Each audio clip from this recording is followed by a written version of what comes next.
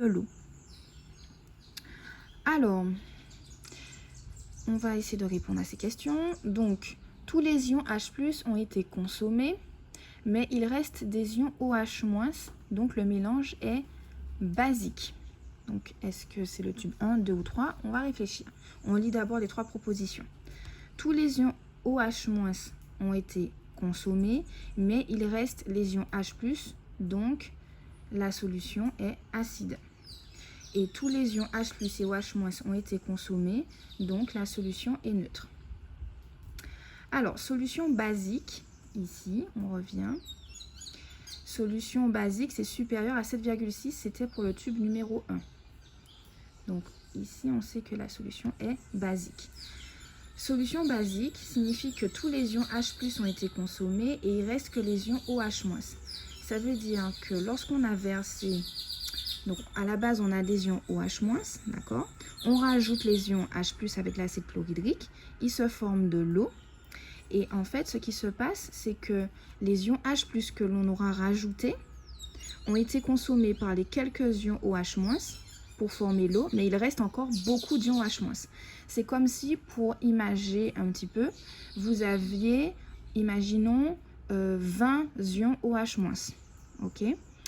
On rajoute quelques ions H+, puisqu'on rajoute quelques gouttes. Donc, on va rajouter, par exemple, 5 ions H+. Donc, dans les 20 ions OH-, il y en a 5 qui vont réagir avec les 5 ions H+, pour former l'eau. Mais il va rester 15 ions OH-. Donc, il reste encore beaucoup d'ions OH-. Donc, c'est pour ça que ça reste basique.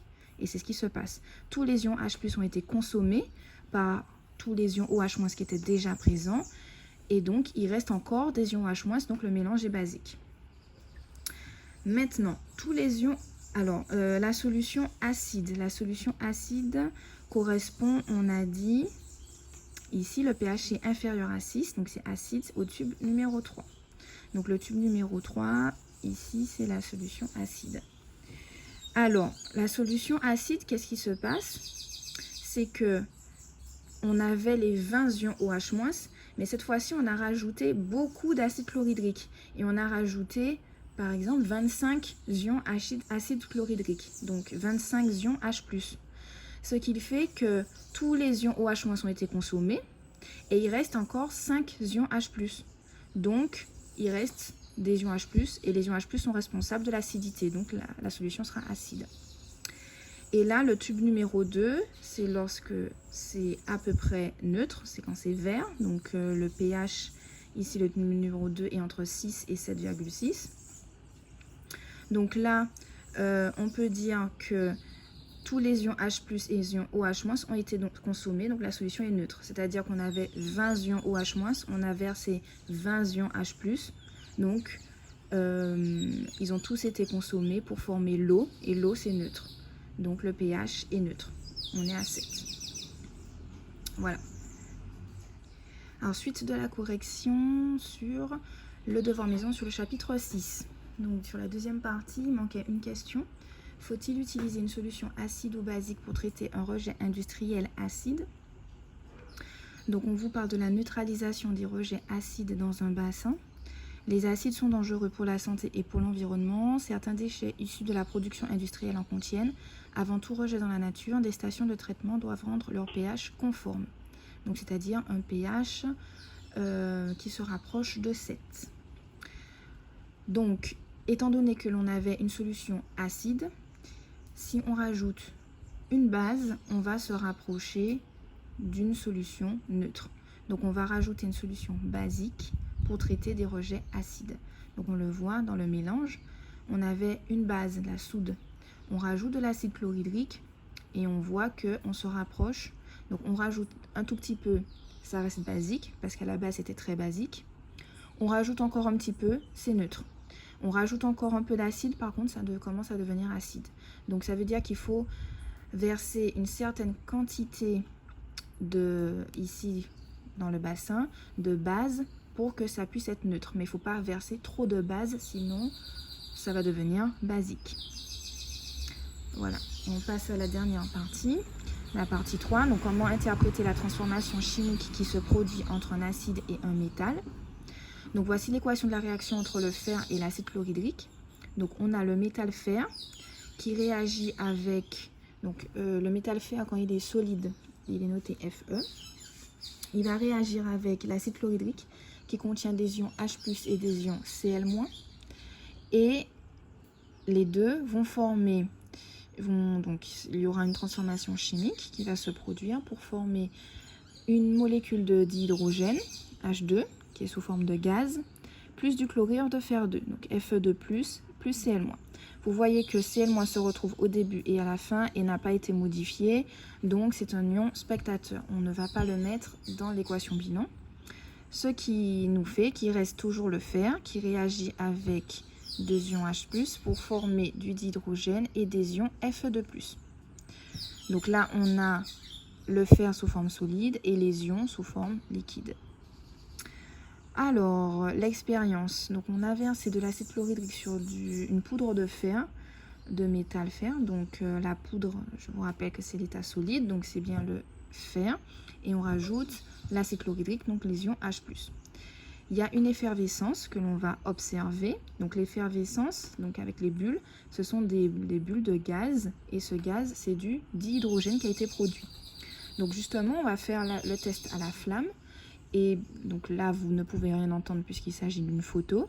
Mais quand on met une flamme au-dessus d'un gaz d'hydrogène, il y a une détonation qui peut se faire entendre. Donc un pop. Donc c'est ce qui se passe ici, au test à la flamme. Donc ce test permet de reconnaître le dihydrogène. Ensuite, après avoir fait le test à la flamme, on va filtrer le mélange et on va le répartir dans 2 tubes à essai. Donc on va filtrer pour que l'excès de fer qui n'a pas réagi, on le mette de côté. On ne prenne que le liquide. Et donc le liquide va contenir les ions Fe2+, je vous rappelle. Puisque le fer, l'excès de fer, on l'a filtré, donc on ne le prend pas. Et donc on aura du Fe2+, et un surplus d'acide, puisqu'on a versé quand même beaucoup d'acide. Donc, on verse dans 2 tubes à essai différents. Dans le premier tube, ici, on va réaliser le test à la soude. Et dans le deuxième tube, on va réaliser le test au nitrate d'argent. Donc là, on obtient, après avoir versé la soude, un précipité vert.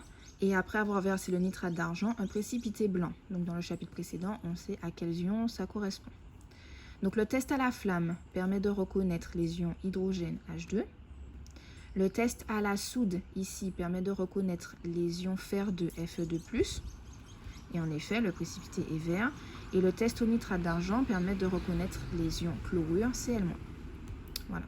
Donc en effet, on avait les ions chlorure, les ions Fe2+, et le gaz, la molécule de gaz d'hydrogène. On a reconnu les 3 produits de cette réaction. Ensuite, question. Expliquez pourquoi on peut affirmer qu'il se produit une transformation chimique lorsque l'on verse de l'acide chlorhydrique sur le métal fer. Donc, on peut dire qu'il s'agit d'une transformation chimique puisque les produits obtenus sont différents des réactifs. C'est la définition d'une transformation chimique. Lorsque les substances de départ sont différentes des substances de fin, c'est une transformation chimique. Lorsque les substances de départ sont les mêmes que les substances de fin, c'est une transformation physique. Par exemple, un glaçon qui fond, donc au départ on a de l'eau sous forme solide, à la fin on a de l'eau sous forme liquide. Donc c'est une transformation physique. Un mélange d'eau et de sel, au départ on a de l'eau et du sel, le sel sous forme solide, l'eau sous forme liquide. Après mélange, on a les deux sous forme liquide. Mais on a au départ de l'eau et du sel, à la fin de l'eau et du sel. Donc il s'agit d'une transformation physique. Ici, au départ, on a du fer et des ions hydrogène. À la fin, on a du dihydrogène et des ions fer2. Donc, on n'a pas la même chose au début et à la fin. Donc, il s'agit bien d'une transformation chimique. Alors, car les réactifs sont différents des produits. Proposer un test permettant de déterminer si une transformation chimique a bien eu lieu dans chaque cas. Alors, ce que l'on peut faire, c'est qu'on peut faire le test à la flamme et voir s'il y a production du gaz d'hydrogène. Donc on voit bien qu'ici, il n'y a pas d'effervescence, hein, donc on n'est pas censé entendre de détonation. Par contre, ici, il y a des effervescences, puisqu'il y a des bulles qui se forment. Donc on peut vérifier que le gaz qui est formé ici, c'est bien du dihydrogène, en mettant une flamme au-dessus du tube à essai. Donc test à la flamme.